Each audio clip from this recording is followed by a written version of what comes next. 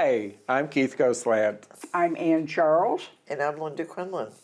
Welcome to All Things LGBTQ. It's Tuesday, March 4th, and we are taping at Orca Media, which we acknowledge as unceded indigenous land. Here in Montpelier.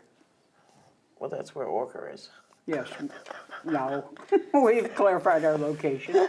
All right, fasten your seatbelts. It's going to be a bumpy night. So we're going to start with the trivia question, and this is Women's History Month.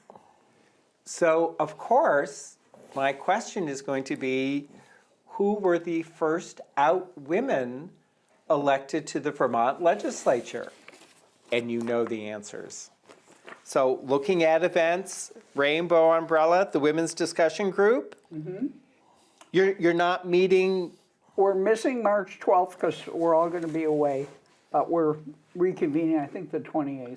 And is there a topic? What is, I think we're going to talk more about Alexis Pauline Gumbs, that Okay. wonderful thinker we mentioned last time. But the person who's assigned that duty has not sent us anything yet. So moving on to the book discussion group. And the book is? Falling Through the Night by Gail Marlene Schwartz. A And local. A local, and Linda interviewed her. So look in the past for an interview with her. Very good. So Rainbow Bridge, and again, they're doing phenomenal work, really reaching out to the community, trying to meet need, and we'll put up their long list of just what they're doing on an ongoing basis. But again, they have said they need volunteers, both on their board and to help run groups and to help run the center. And I'm going to remind Linda that March 13th from 5 to 8 p.m. Oh, you're going to be gone. You're going to miss the Bad Art Group. Yep. Where you are making some art for your heart. How can you, exactly. I don't know. And this is an ongoing event that I think I kind of looked over because I didn't appreciate what it is. On Sunday, March 16th from noon to 4 p.m. is Community Care Day. You come in, this is what I need. This is where I need help. Come into where? Rainbow Bridge. Okay. Community Center. You come in, they try and match you up with a community group, a community-based organization that can help you meet that need. Okay. Thank you. Fox Market in East Montpelier, and you're still going to be gone on March 21st from 7 p.m. on for Queer Poetry Night, and you've yet to show up. I know. So, no comment. Rutland County Pride, and they the same as Rainbow Bridge Community Center have this long list of just standard groups and events that they're hosting. I'm so glad the state has really taken up on doing stuff other than Burlington. Well, I'm so encouraged that we're going to areas that we have long neglected or think, Right. oh, there is not The community. a welcoming environment here. They went in and they created it. Yep, And absolutely. there may be an interview coming up soon with the people who put this all together. But right now, they have a Pride Adult Book Group that's about to start. They're going to meet on the fourth Thursday in March, and the book is Heartstoppers, Oh, which, nice way to start. Mm-hmm. They're also doing a drag bingo fundraiser. We may have, well, no, you're going to be gone because it's Where? Saturday, March 16th at 2 p.m. at the Brandon Town Hall. And it's going to be hosted by the sensational Carmen Geddet, Donna Rhea, Amy Lay, Celesta, and Belladonna Clinique. How could you turn that up? If I was here, I'd go. but it's March 16th, Saturday or Sunday? Saturday. Or that's what's on their website. And then also Fierce Friday is sponsoring another event of Divas, a night of celebrity impersonation. I think they mean Saturday, March 15th. Oh, okay. Because the 16th, you Is this- mentioned the other event, and I have Is an a event. Sunday. Yeah. Okay. Notice the correction.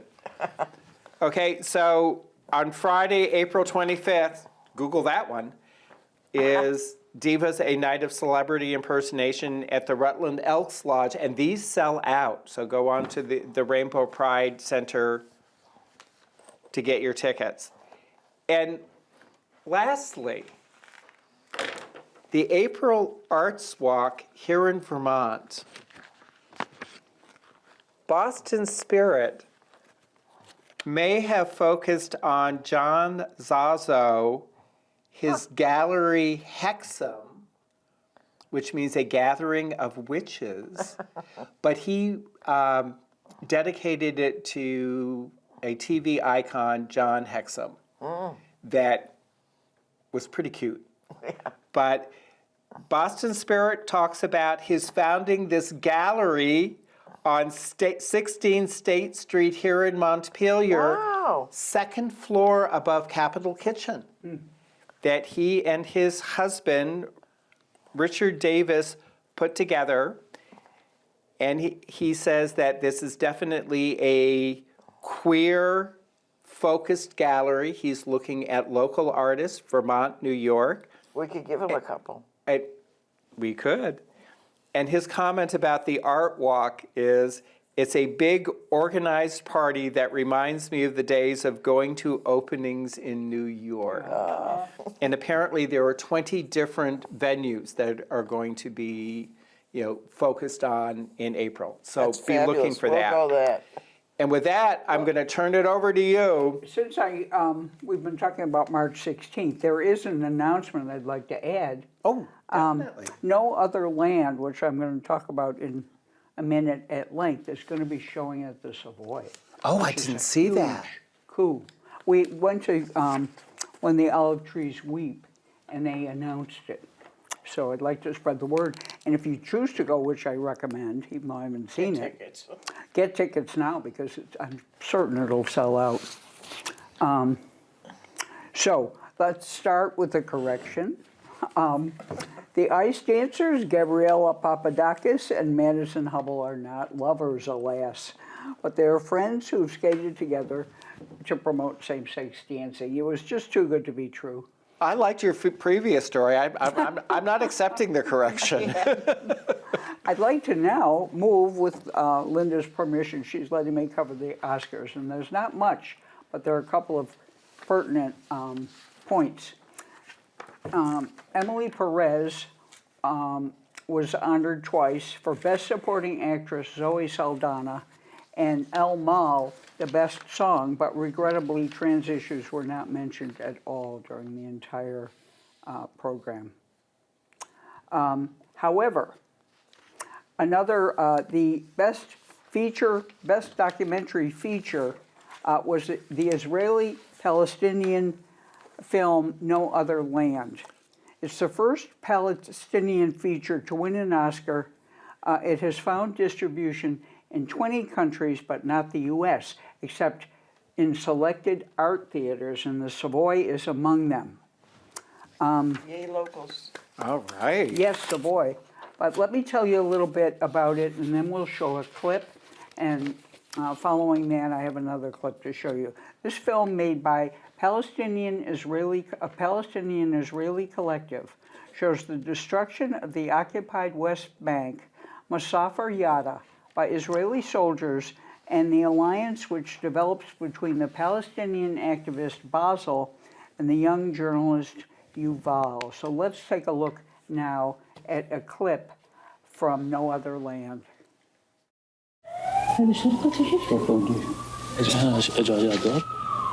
Thousand Palestinians face one of the single biggest expulsion decisions since the Israeli occupation of the Palestinian territories began in 1967.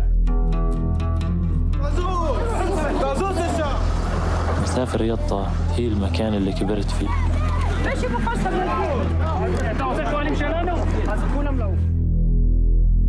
بداية تصويري هي بداية نهاية. أنا يوفال، كيفك؟ هو صحفي بده يكتب عن هدم عادي ولا اليهود؟ عالم كامل مبني على الفصل. ممكن يكون أخوك أو صاحبك إجا وقدم بيه. شو ممكن نساوي يعني؟ He spent years documenting Israeli efforts to evict Palestinians living in Masafriyata.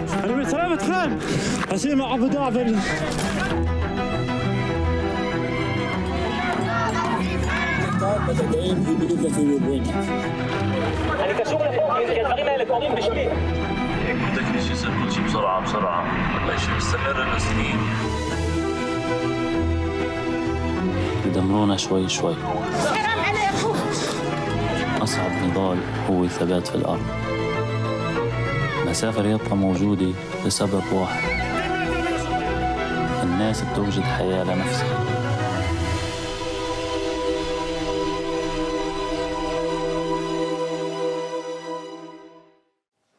That's fabulous, and I hope maybe they'll show it down in North Carolina. where we're going. But, you know, in the past, I've made statements about decrying the Palestinian genocide and the U.S. government's involvement with it.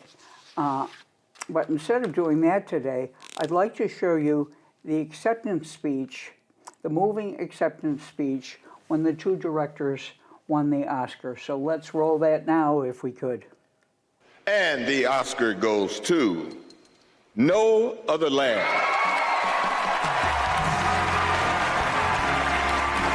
This is the first Oscar and nomination for Bassel Adra, Rachel Shore, Hamdan Bilal, and Yuval Abraham. Thank you to the Academy for the award. It's such a big honor for the four of us and everybody supported us for this documentary. About 2 months ago, I became a father, and my hope to my daughter that she will not have to live the same life I'm living now, always fearing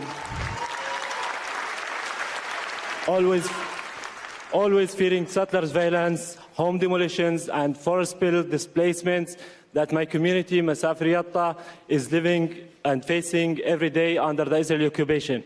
No other land reflect the harsh reality that we have been enduring for decades and still persist as we call on the world to take serious actions to stop the injustice and to stop the ethnic cleansing of Palestinian people.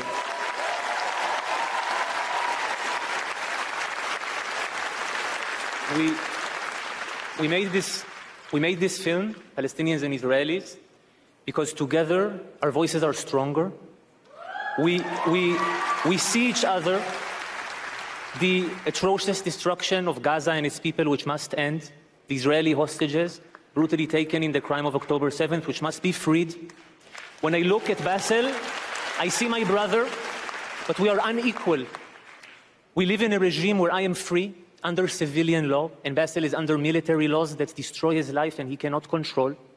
There is a different path, a political solution without ethnic supremacy, with national rights for both of our people. And I have to say, as I am here, the foreign policy in this country is helping to block this path. And, you know, why? Can't you see that we are intertwined? That my people can be truly safe if Bassel's people are truly free and safe. There is another way. It's not too late for life, for the living. There is no other way. Thank you. Rachel Shore, Hamdan Bilal, Sigal Yehuda, Close Up Initiative, Anne Fabini, thank you. All right, Ian, good job. Well, very informative. It's important. The Oscars are always such a mixed bag, you know, mostly spectacle, but occasionally they come forward. Now, I have a terrible story from Aceh province in Indonesia. 2 college students have been flogged for a same-sex relationship.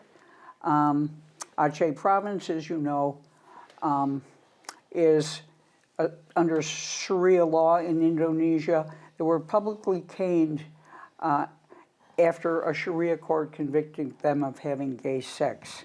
Dozens of people witnessed it. It's the 4th time that Aceh has flogged gay people, caned gay people for homosexuality since the Islamic Sharia law was implemented in 2006. The men aged 24 and 18 were whipped across the back dozens of times by a team of 5 masked men, and they gave them a break after 20 canings to have water and so forth. They were arrested in November when their neighbors tipped off the Sharia law police, and they burst into their rented apartment and found them hugging each other naked. It sentenced the 2 college students to receive 85, they were sentenced to receive 85 and 80 lashes. One of the men had to be carried out after the lashings. 2 other people were also sentenced to 34 and 8 strokes each for gambling. Indonesia's central secular government granted Aceh the right to implement Sharia law in 2006 as part of a peace deal to end the decades-long separatist war. The religious police and court system have been established. It's all in place there. Aceh implemented an expansion of the Islamic bylaws and criminal code in 2015 that extended Sharia law to non-Muslims, who account for about 1% of the population. I think I reported that at the time. The region also allows up to 100 lashes for morality offenses, including gay sex and sex between unmarried people. Caning is also a punishment in Aceh for gambling, drinking alcohol, women who wear tight clothes, and men who skip Friday prayers. Human rights groups, of course, have criticized the law. Indonesia's national criminal code doesn't regulate homosexuality, and the central government can't strike down the Sharia law in Aceh. However, an earlier version that called for people to be stoned to death for adultery was dropped because of pressure from the central government. So bad news from Indonesia. Now I'd like to go to Europe, if I may, and I'd like to show you a picture of 2 brave migrants who risked their safety to stop a gay bashing.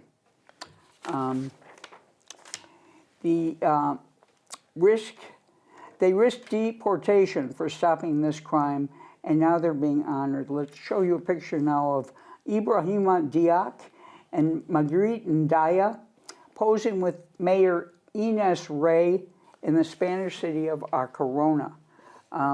They were honored for their bravery in intervening and preventing the brutal beating of 24-year-old gay nursing assistant Samuel Luis.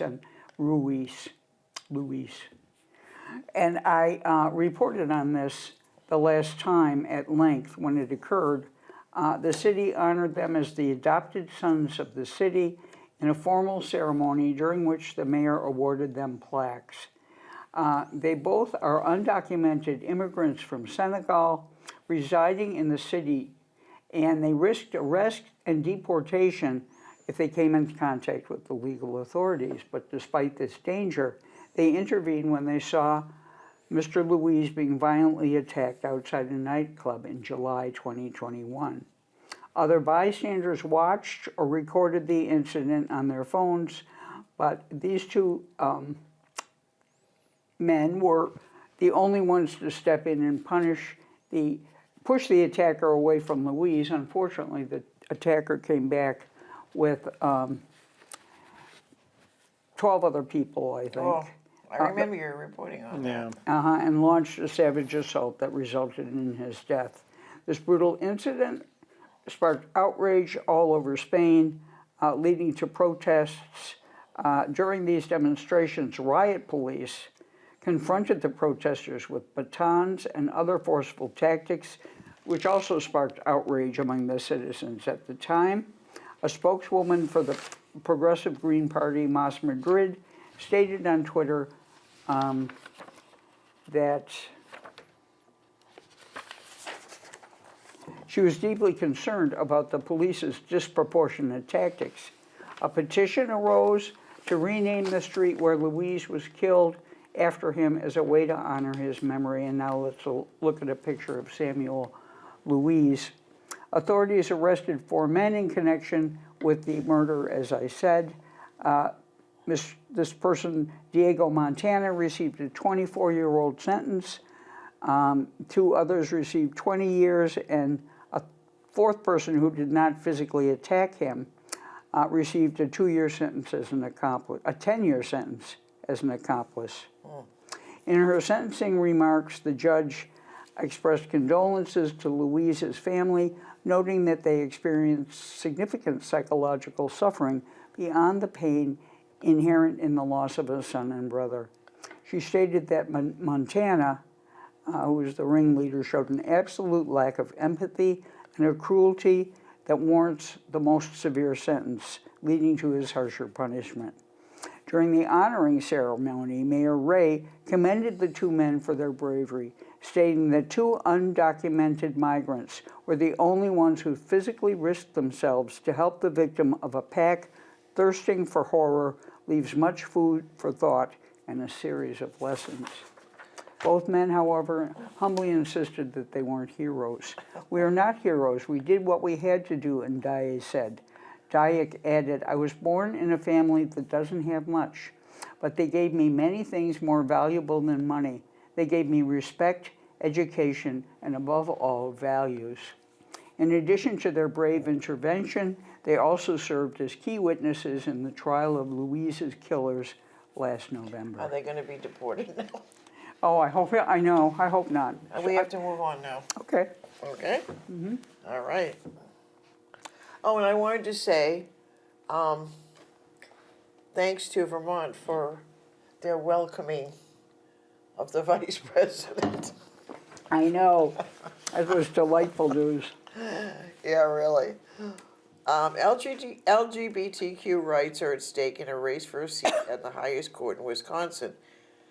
At a campaign event earlier this month in Prairie du Chien, conservative Wisconsin Supreme Court candidate Brad Schimel signaled his openness to enforce a ban on same-sex marriage in the state if the U.S. Supreme Court overturns Obergefell. Yes, and Hodges, the landmark 205 decision that legalized marriage nationwide. So, I think it's later than 2005. 2000. No, the decision. The landmark decision was Marriage equality. Obergefell. Yeah, that's what. 2015. Yeah.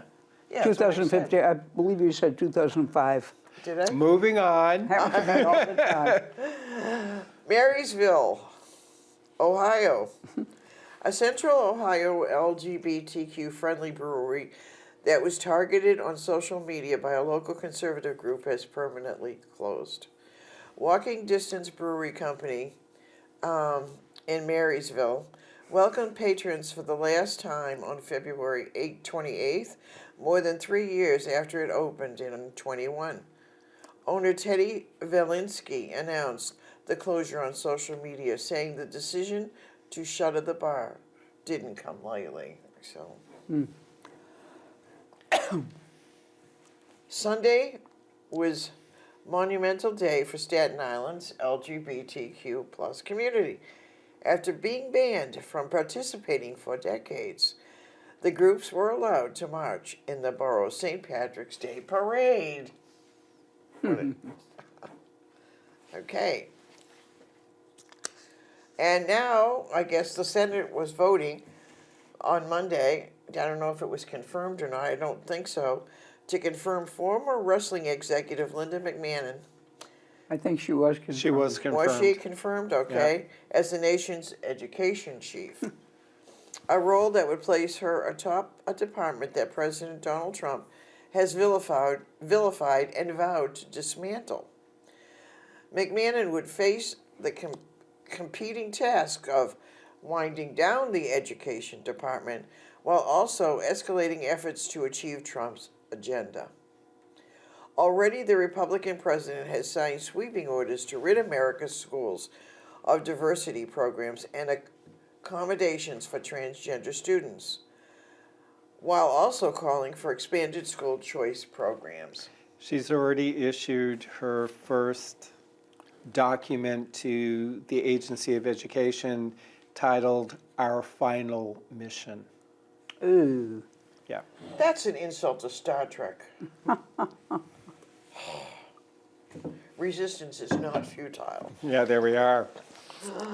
Iowa Governor Kim Reynolds signed a law repealing civil rights protections for transgender people on Friday after President Donald Trump urged her to do so.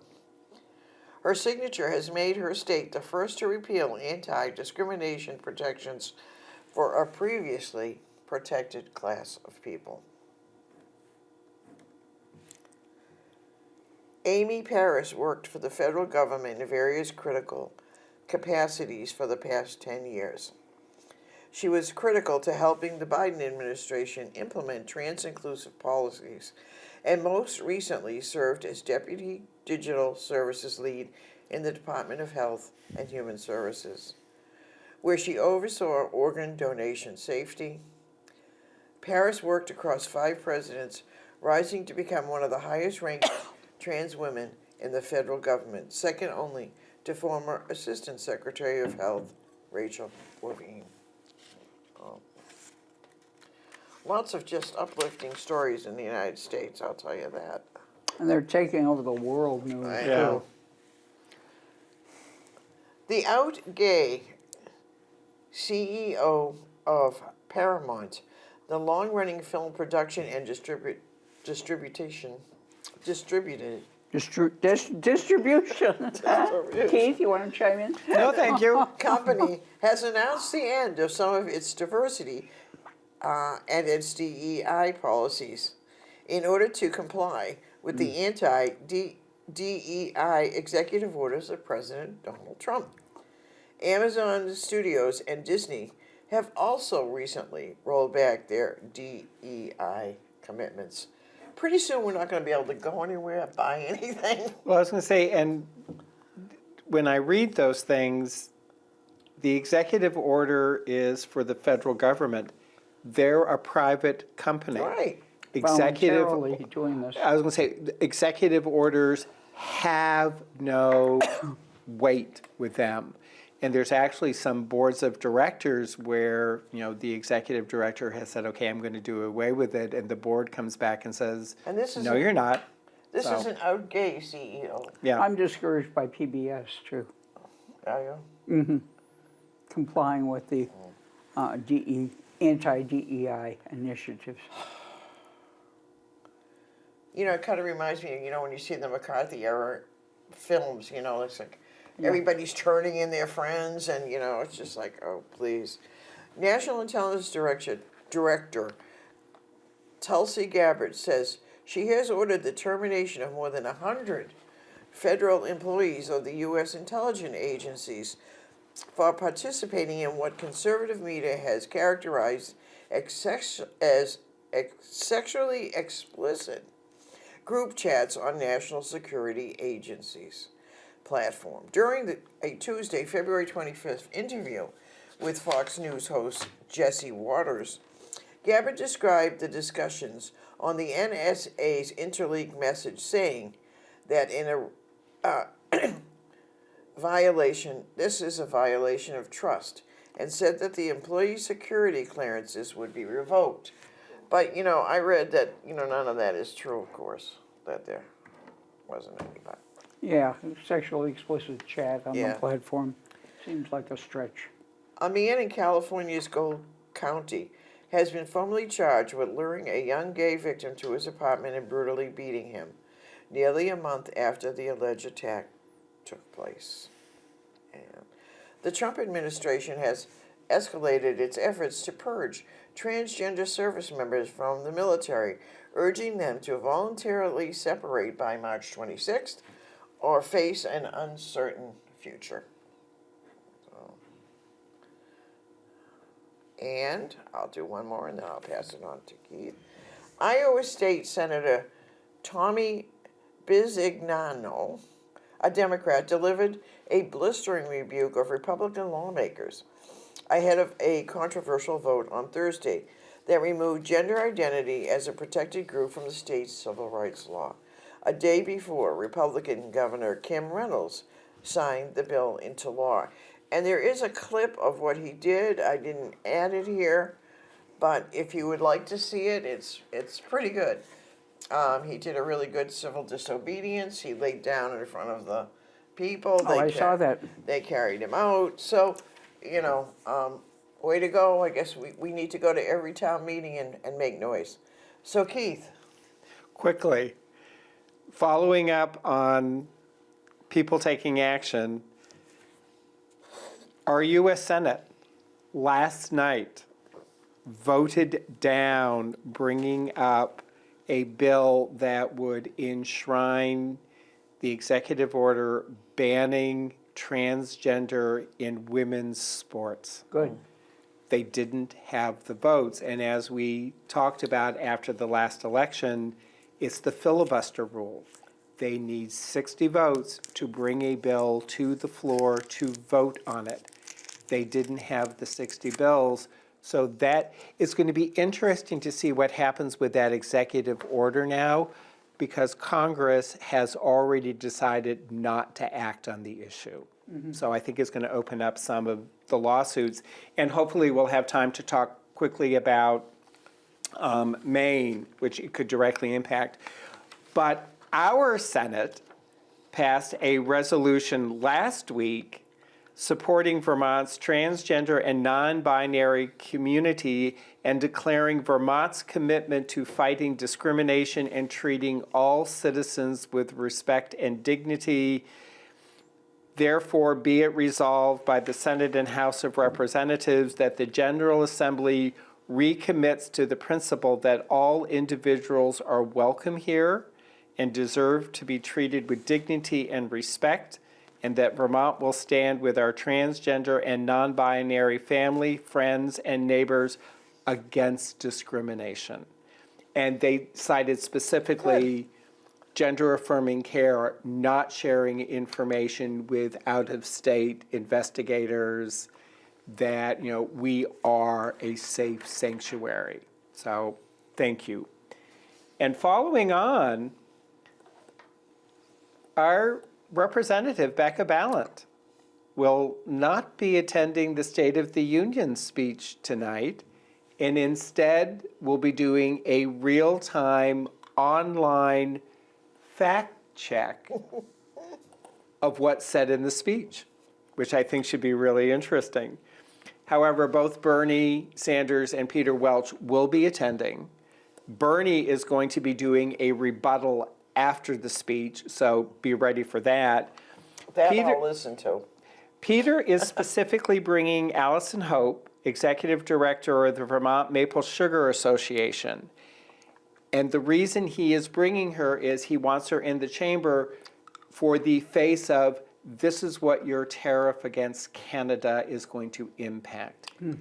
This business. I was listening to NPR today about skiers who come to Vermont and Maine. I mean, it's just... Yeah. I was listening to Justin. Justin held nothing back. Justin who? Trudeau. Oh, yeah. The Prime Minister. A lot of Justins in the world. Well, yeah, but if it's the Canadian tariff, you know, they were...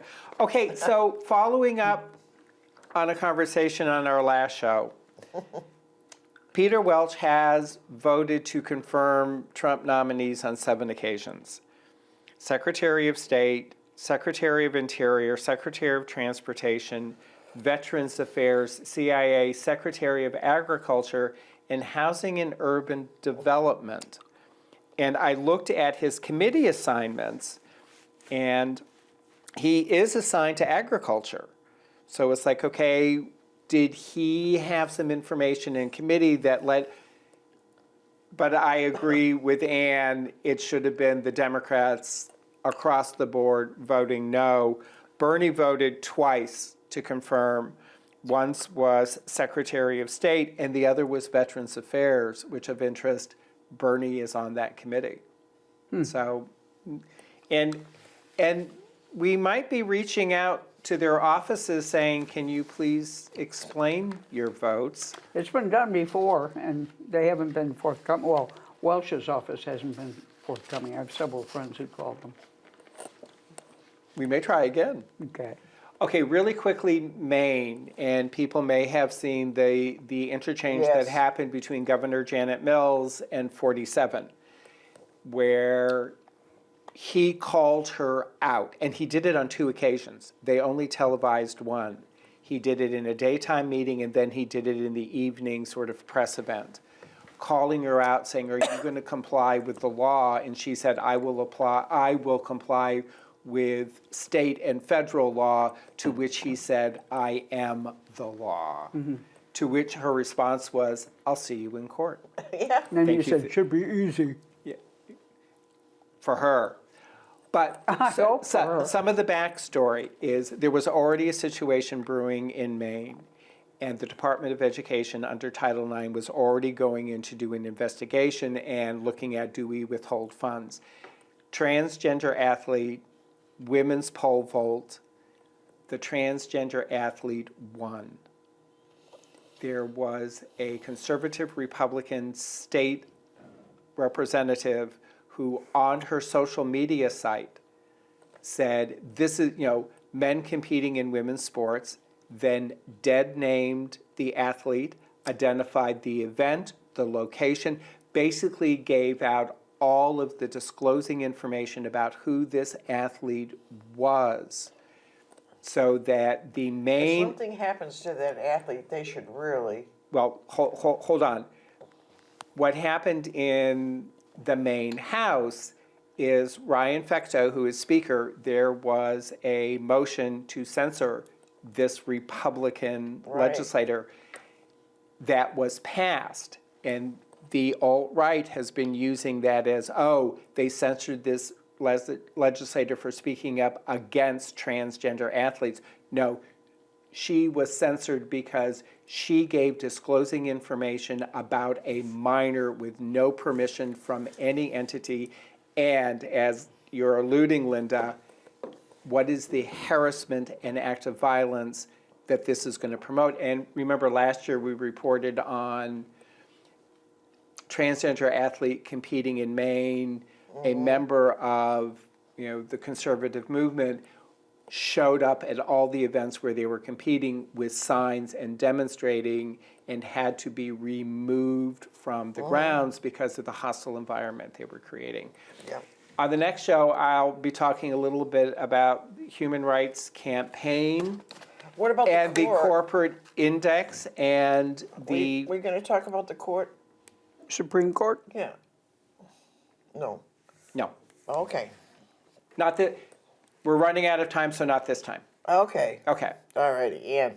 Well, I've more news.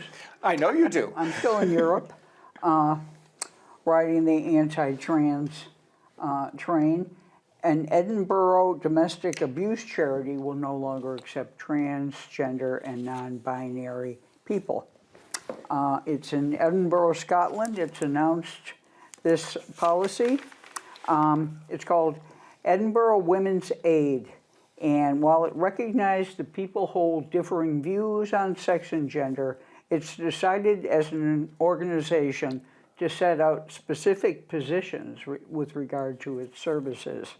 According to a statement titled EWA, Edinburgh Women's Aid Statement on the Provision of Single-Sex Services, trans women and non-binary people will no longer be able to access the charity's adult group support services or shared refugee spaces, which even if they hold a gender recognition certificate. It also announced that it will no longer hire trans women or non-binary people, including those with such a certificate. It cites exceptions to the Equality Act of 2010, which allows them to make these changes, and it's a loophole. And then they have a statement. People always find them. It added that legal provisions can change and that it would regularly review its position, but it's a transphobic, anti-non-binary position.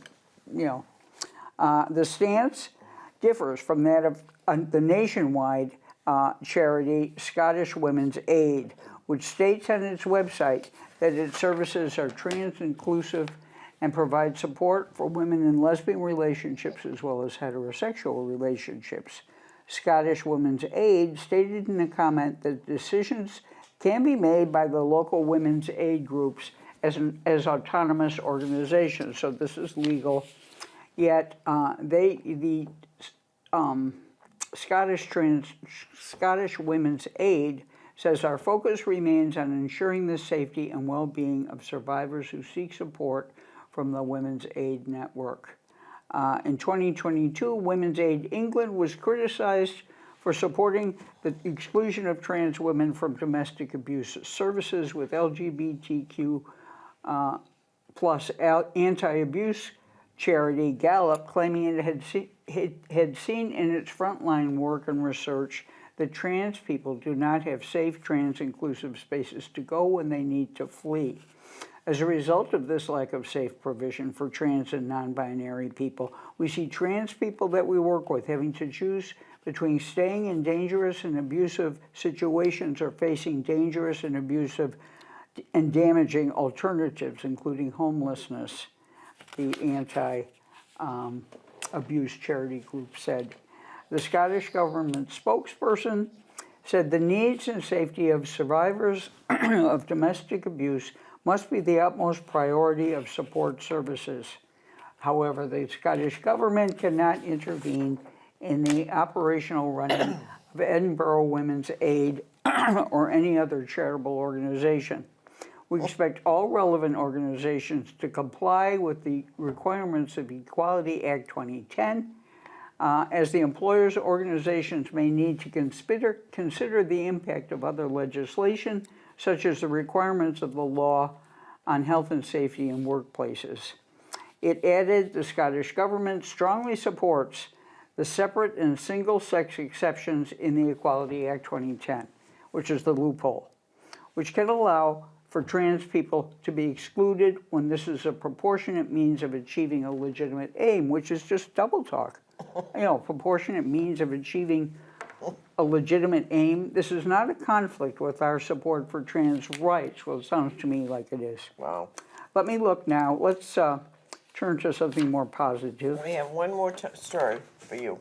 No, I have several. No. But, let's look at a clip from this very interesting film, Housekeeping for Beginners.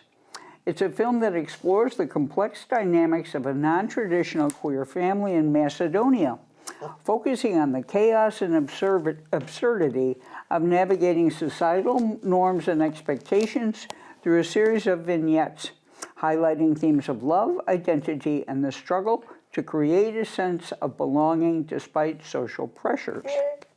All the while presenting a messy, realistic portrayal of a family unit that defies conventional structure. So let's look at a clip from Housekeeping for Beginners.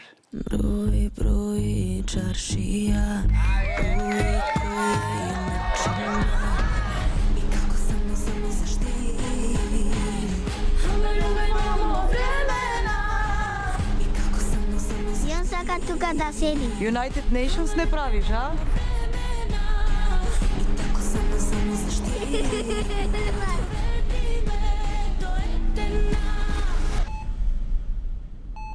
Речи, майка, ке ми идеш? Мамо ти.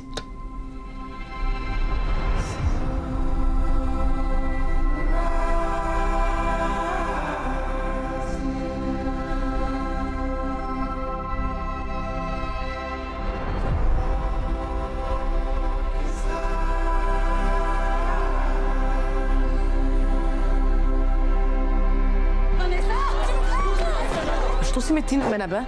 Ništa ne si mi.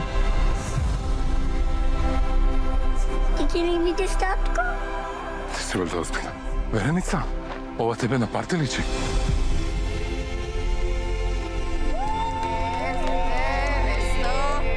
Го прогласувам овој брак за случај.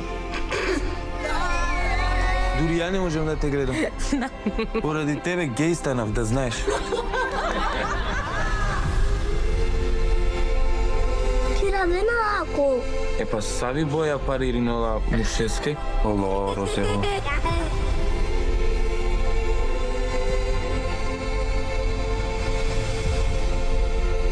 Sama sekarang ako, baby. Nasa nasakat. To nasaka mas. Dita saka mama. Palengoro mangi petano haricani različno. Ma ovaj da i ta nisam. Nisam.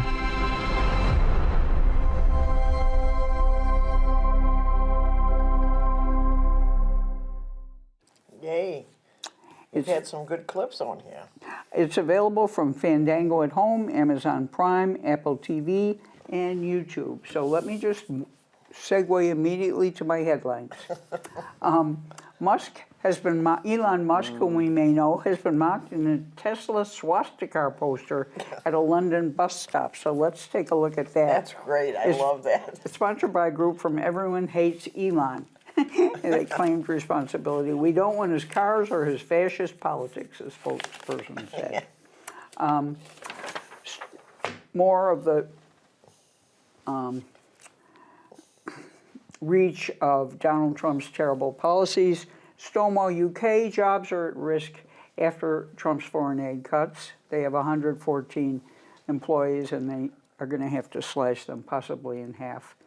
A French leader cancels the CPAC speech after Steve Bannon's apparent Nazi salute. And this is sort of a hoot. I love when they turn against each other. His name is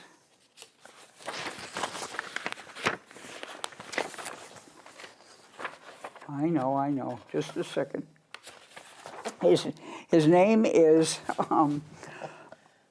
Jordan Bardella, and he canceled planned remarks at the Conservative Political Action Committee after Bannon made a gesture referring to Nazi ideology, according to a statement to a French news agency. Bardella's change of plans is the strongest rebuke yet of Bannon, who during his remarks at the CPAC conference made a gesture that appeared to imitate the Nazi salute. At this forum, while I was not present in the room, one of the speakers allowed himself out of provocation a gesture referring to Nazi ideology, he said. As a result, I have taken the immediate decision to cancel my speech scheduled for this afternoon at the event. Steve Bannon? Steve Bannon, yes. Podcast. Musk did the same thing, and Musk said, frankly, they need better trips. The everyone is Hitler attack is so tired. And I have to tell you, the German election results are in. This fellow, Friedrich Merz, is expected to become the next chancellor. He's with the conservative Christian Democrats and its Bavarian sister party, the Christian Social Union. This bloc won. They got 208 seats, and the right-wing AfD party got fewer. They came in, they got 21% of the vote. And so there are questions about Mr. Merz's policies on LGBTQ rights, and I would say muddled. He stumbles all over himself. He doesn't want homosexuality to be mentioned in front of children, and then rights groups got mad because he was equating homosexuality with pedophilia, and then he was sorry, he regretted his remarks, but no sexuality should ever be discussed in front of children. I mean, he doesn't know what he's doing. And I read conflicting reports. One was very condemnatory of his policies, and the other, Pink News, was sort of like, well, he's evolving. So we'll see how that develops. Evolving into what is the question? Evolving into more muddled thinking, perhaps. I don't know. Well, more than 30 HIV activists and fired foreign aid workers held a die-in Wednesday in the rotunda at the Cannon House office building in Washington, D.C., where 21 were arrested. I remember those days. Acclaimed filmmaker Paul, I think it's Fig, F-E-I-G, has announced he will be donating $300 to multiple organizations that serve LGBTQ. $300 or? $300,000. $1,000, okay. to multiple organizations that serve LGBTQ youth. The bridesmaid director announced on Thursday that he and his wife, Lori, pledged $300,000 to the Trevor Project, Trans Lifeline, and It Gets Better, nonprofits that advocate and provide support services for young queer people. Good for him, huh?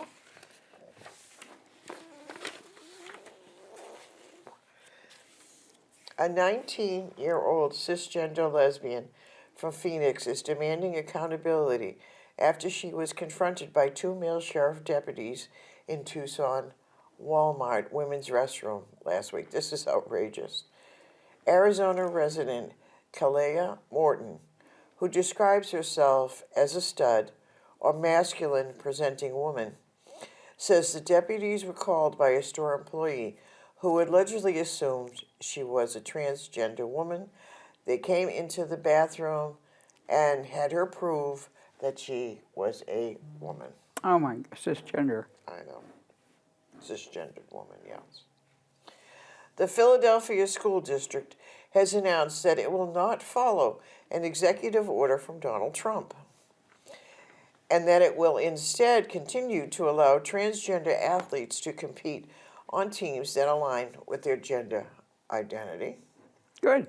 Yeah. An art museum of the Americas in Washington, D.C.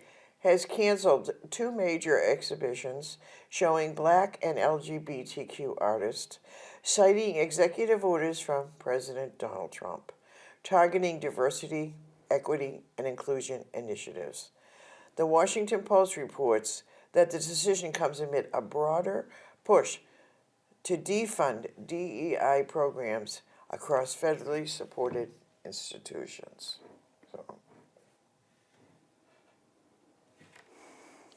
So is the Art Museum of the Americas in D.C. run by the federal government? It must have federal grants at least. Substantial ones, probably. The U.S. Supreme Court has refused to hear a lawsuit challenging Tennessee's drag ban. And North Carolina legislators are advancing a resolution calling on the U.S. Supreme Court to overturn Obergefell and Hodges, the 215 running established marriage. The 2015 ruling. Yes, the 2015 ruling that established marriage equality. South Dakota voted it down. They had a resolution in their legislature to ask the U.S. Supreme Court to overturn marriage equality. It got voted down. In South Dakota. South Dakota. All right. Good. And now, this I don't quite understand, but you know the group that was, the people that were shot here in Vermont by the sheriff were part of a transgender cult? Apparently. Oh, the Border Patrol Yeah. agent who was shot and killed by the 2 people in the car. Right. That were part of this loose-knit online group. Yep. Well, they're called the Zizians. Yeah, we reported on it on I our last know. show. But it's just an amazing, that they're wanted for so many murders. And 6. I was trying to get like some definition about what this cult actually was. I mean, what their mission was, what they were, I have the answer to that. What is it? And we reported it on our last show. No, but they originally came together online as Right, I got that. computer nerds. And then once they established a relationship, it just started morphing into this other sort of targeted death group because of the one charismatic leader.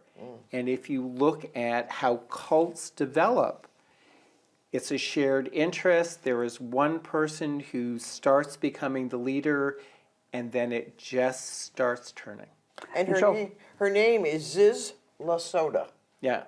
That's the leader? Yes. A woman? Yes. And so who's... Transgender woman. Yeah. Oh, okay. So who's targeting them? the federal No, government? no. They are targeting people They have already know. murdered people. Right. And so this border agent was somebody they knew? The border agent was somebody who tried to stop them. By stopping them. Did the border agent know who they were? No. It was just... What had happened is the two individuals were renting a B&B together. Right. And were dressed in black. They were engaging in suspicious activity. So the owner of the B&B or the Airbnb reported them as a suspicious individual. And because one of them is a German national, that's where it was multiple agencies responding, Border Patrol being one of them, and that's where the altercation came into play. So what's the current status of it? Well, they haven't got them all. Yeah, they do. Do they? Yeah. They got them all? Yeah. Apparently this was a computer geek. Right, no, she would, Yeah. they were taken into custody in Pennsylvania. And she was in the car, the leader? No. The person who was in the car was arrested here in Vermont and is now in a facility in New Hampshire because it's a federal charge now. Okay. Yeah. So I was curious about how this group would develop and what their, did they have a real goal? So anyway, I just wanted to talk about that for a minute, and then we're going to move to Keith, but let me just say that Evan Lowe, a former member of the California Assembly and congressional candidate, has been named president and CEO of the LGBTQ Victory Fund and LGBTQ Victory Institute.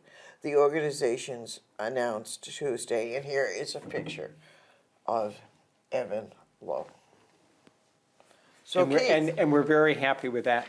So the first out women elected to the Vermont legislature in the House in 2008, the first lesbian was Susie Wisawati, who went on to become an advocate for correction reform.